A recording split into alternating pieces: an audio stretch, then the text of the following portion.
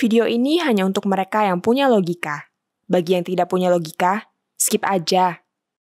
Terus terang, saya bahagia ketika mendengar Universitas Indonesia menangguhkan kelulusan Bahlil Lahadalia sebagai doktor di UI.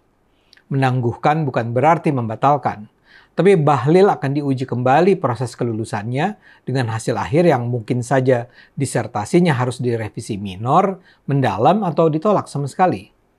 Saya bahagia karena ini menunjukkan walaupun Bahlil adalah menteri, pemerintah tidak campur tangan untuk menekan UI. Saya tidak meragukan kualitas Bahlil, tapi yang jelas proses pendidikan keilmuan yang di UI mengandung banyak persoalan. Dalam hal ini saya bahagia karena saya merasa ini bisa jadi momentum untuk pembongkaran persoalan-persoalan besar dalam sistem pendidikan tinggi Indonesia. Saat ini kita punya Menteri Pendidikan Tinggi baru, Pak Satrio Sumantri Brodjonegoro. Salah satu pekerjaan yang harus segera ditanganinya adalah membenahi perguruan tinggi yang karut-marut.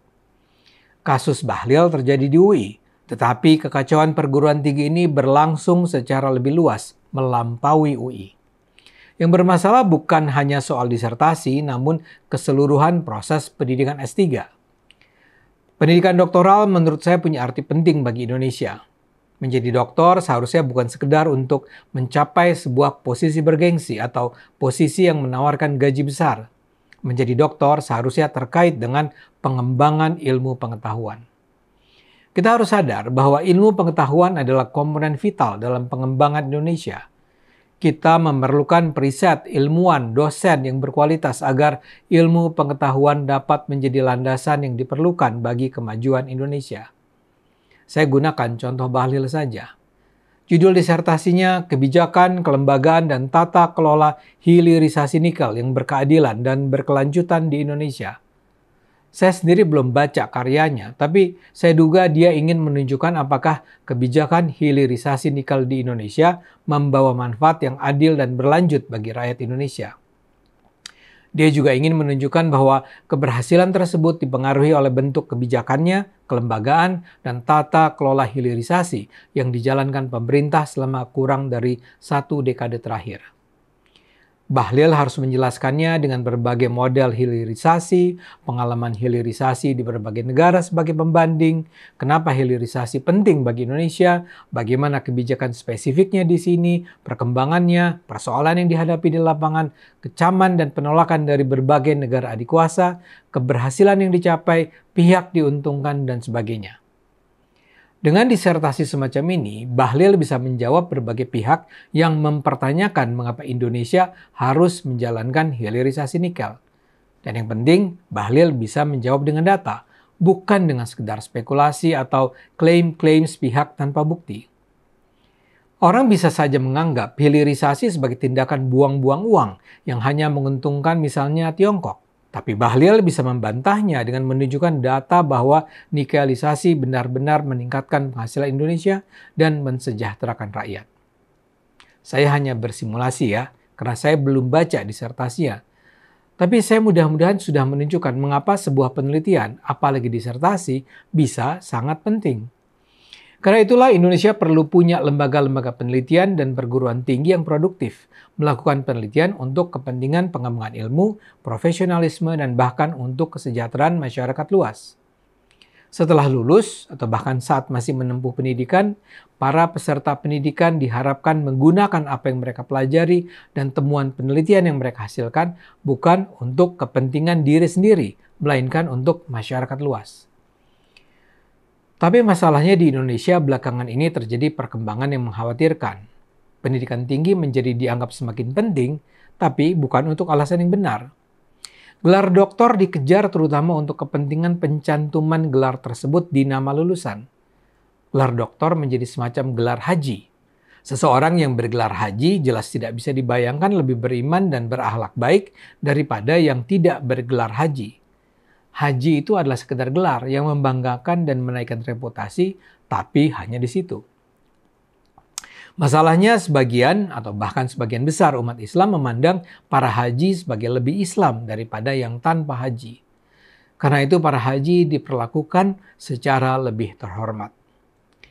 Itu yang saya khawatirkan terjadi juga pada pendidikan tinggi.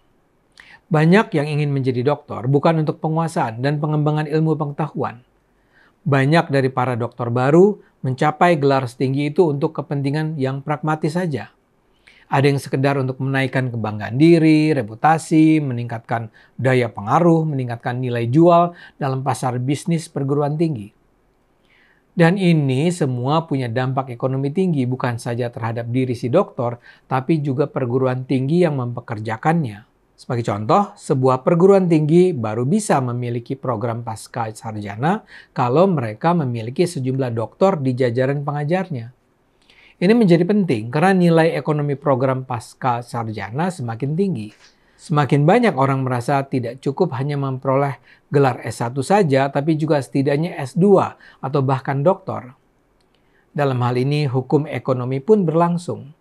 Semakin banyak permintaan, semakin mahal harga jasa pendidikan. Karena itu, biaya kuliah program pasca sarjana semakin mahal. Bila dulu biaya kuliah saya hanyalah 5 juta rupiah per semester, sekarang sudah puluhan juta rupiah per semester. Dan jumlah peminatnya pun semakin tinggi. Implikasinya, program-program pasca sarjana semakin berani menawarkan gaji tinggi bagi pengajar dengan tingkat pendidikan tertinggi. Ini yang membuat semakin banyak orang tertarik untuk menempuh pendidikan doktor. Ini tentu saja tidak berlaku dalam kasus Bahlil ya, dia bukan dosen. Bisa jadi dia menjadi doktor memang karena hendak meneliti hilirisasi nikel. Tapi bisa jadi juga ya karena untuk meningkatkan daya tawar dan pengaruh dia sebagai pejabat tinggi. Selain Bahlil, kita juga tahu bahwa ada banyak politisi yang menempuh jejak serupa. Bagaimanapun yang pasti, permintaan untuk menjadi dokter meningkat dan pasokan program doktor pun meningkat. Yang terjadi adalah apa yang disebut sebagai komodifikasi pendidikan tinggi, yakni pendidikan tinggi menjadi komoditi, menjadi produk yang penting karena nilai ekonominya. Sayangnya ini mendorong lahirnya program-program pendidikan tinggi yang diselenggarakan juga secara pragmatis saja. Para pengelola tahu agar bisa menarik lebih banyak peminat, para mahasiswa harus dibuat percaya bahwa tidak sulit untuk bisa memperoleh gelar doktor. Bahkan ada perguruan tinggi yang dijuluki sebagai universitas pasti doktor. Proses seleksi masuknya dipermudah, standar mahasiswanya dibuat lebih longgar, materi kuliah dan ujian yang diberikan tidak menghambat laju cepat mahasiswa, dosen mengobrol murah nilai tinggi, persyaratan akademik dibuat fleksibel, dan karya akhir disesuaikan dengan kemampuan mahasiswa. Namun lazimnya dengan tambahan satu catatan, mahasiswa harus bersedia membayar dana kuliah yang lebih tinggi. Ini saat ini terjadi di Indonesia. Semakin banyak dokter dihasilkan, namun dengan kualitas memprihatinkan. Sekarang bayangkan para dokter inilah yang antara lain akan mengembangkan program-program pendidikan tinggi di banyak tempat. Akibatnya penurunan kualitas ini akan diwariskan dari satu tempat ke tempat yang lain, dari satu generasi ke generasi berikutnya. Karena itu, menurut saya, Menteri Pendidikan Tinggi saat ini memperoleh momen untuk menyelamatkan dunia pendidikan tinggi sekaligus menyelamatkan Indonesia. Satrio Sumantri harus mewajibkan semua lembaga perguruan tinggi yang menyelenggarakan program doktoral menjamin proses pendidikan yang berkualitas. Tidak bisa sembarangan. Kalau perlu, semua disertasi yang dihasilkan setiap perguruan tinggi bisa diakses oleh masyarakat ilmiah secara luas agar bisa dinilai kelayakannya. Indonesia memerlukan para ilmuwan yang akan memajukan Indonesia. Untuk menghasilkan ilmuwan berkualitas diperlukan lembaga pendidikan tinggi berkualitas.